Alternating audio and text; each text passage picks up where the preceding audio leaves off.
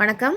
நாம் இன்றைக்கி பார்க்க போகிறது என்னென்னா வயலும் வாழ்வுமில் 9வது பகுதி. நம்ம ஏற்கனவே வயலும் வாழ்வோட 3வது பகுதியில் கோழிஸ் நட்டுருந்தோம் இல்லையா, அது இப்போ இந்த அளவுக்கு வளர்ந்துருக்கு. இன்றைக்கி நம்ம என்ன பார்க்க போகிறோன்னா, இன்றைக்கி வந்து காட்டில் எதுவும் வேலை இல்லை, அதனால் போய் நெல் அரைச்சிட்டு வந்துடலாம். அதாவது ரைஸ் மில்லுக்கு போய் சாப்பாட்டு அரிசிக்கு நெல் அரைக்க போகிறோம். அப்படியே கோழி குஞ்சுங்களுக்கும் கொஞ்சம் தீவனம் அரைச்சிட்டு வரலாம். அந்த குட்டி குட்டி குஞ்சுங்களாம் இப்போ கொஞ்சம் பெருசாகிடுச்சு இல்லையா, அதனால் தீவனம் அரைச்சிட்டு வந்து போடலாம்.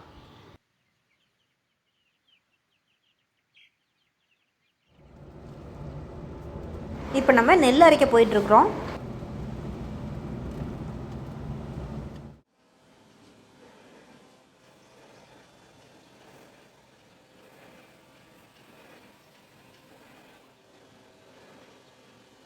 நெல் அரைக்கிறத படம் பிடிக்கலான்னு வந்தேன், என்னையே இங்கே நெல் அரைக்க வச்சுட்டாங்க.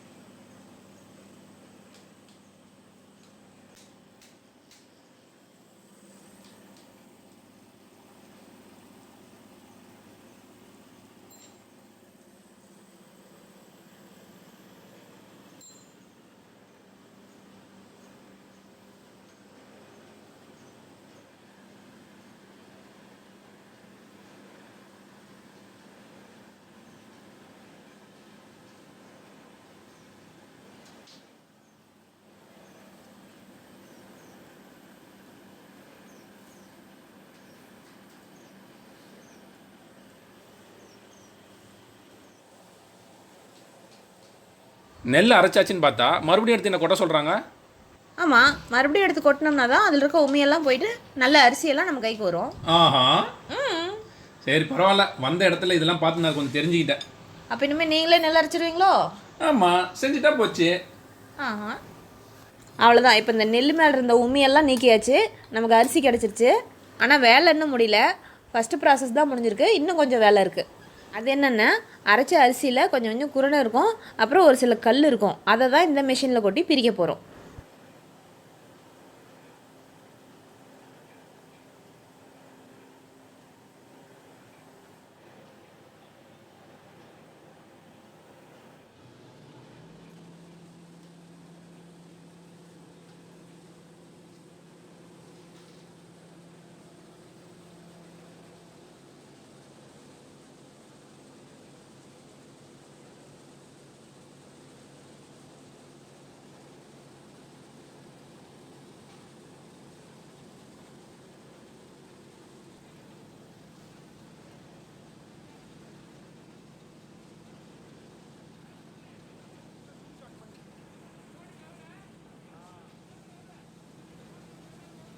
அரிசியெல்லாம் மிஷினில் கொட்டினோடனே நல்லா ஆறு மாதிரி வந்துட்டு இருக்கு இல்லையா, இதுலேருந்து முழுசாக இருக்க அரிசியெலாம் ஒரு பக்கம் வந்துடும், அப்புறம் குருணை தனியாக வந்துடும், அப்புறம் கல்லரிசி தனியாக வந்துடும்.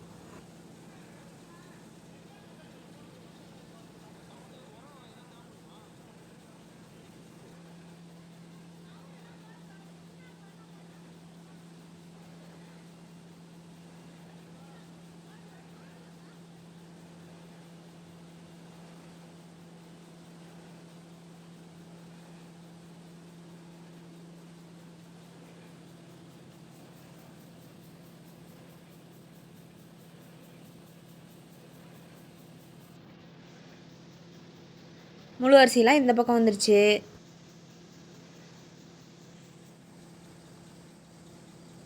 குருணை அரிசியும் கல் அரிசியும் தனித்தனியாக இந்த பக்கம் வந்துடுச்சு.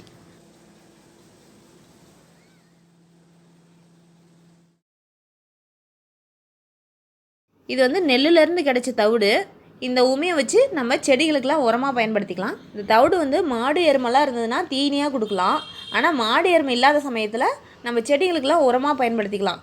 ஏன்னா மண் நல்லா பொலபொலப்பாக ஆகிறதுக்கு இது உதவி செய்யும். அடுத்தது கோழிகளுக்கு தீனி அரைக்கிறோம்.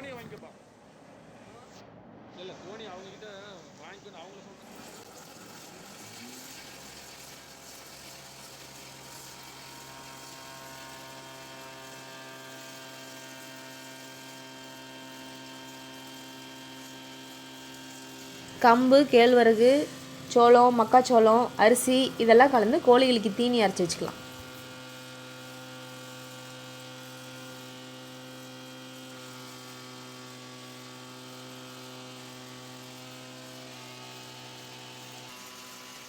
இங்கே வந்து இன்னொரு மிஷினில் கேழ்வரகு அரைச்சிட்ருக்காங்க.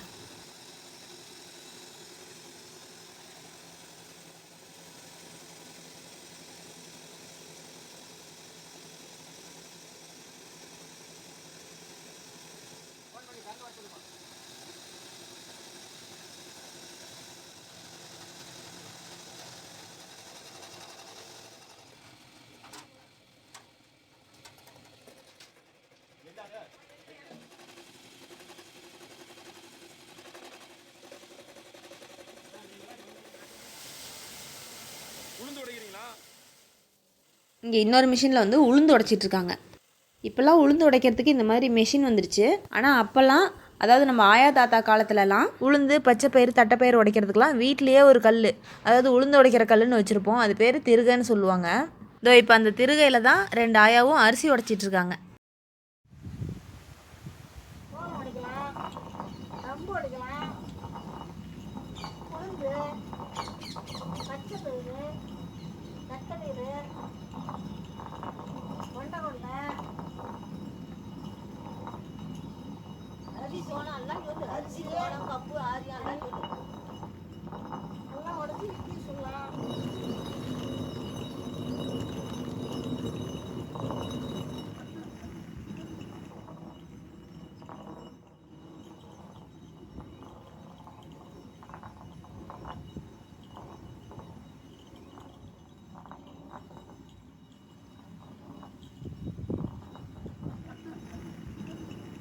அவ்வளோதான். இன்றைக்கி சாப்பாட்டுக்கு நெல்லும் அரைச்சிட்டு வந்தாச்சு, கோழி குஞ்சுங்களுக்கு தீவனமும் அரைச்சிட்டு வந்தாச்சு. அடுத்த வயலும் வாழும் பகுதியில் கடலை ஆட்டிட்டு வந்து முறுக்கு சுடலாம். நன்றி.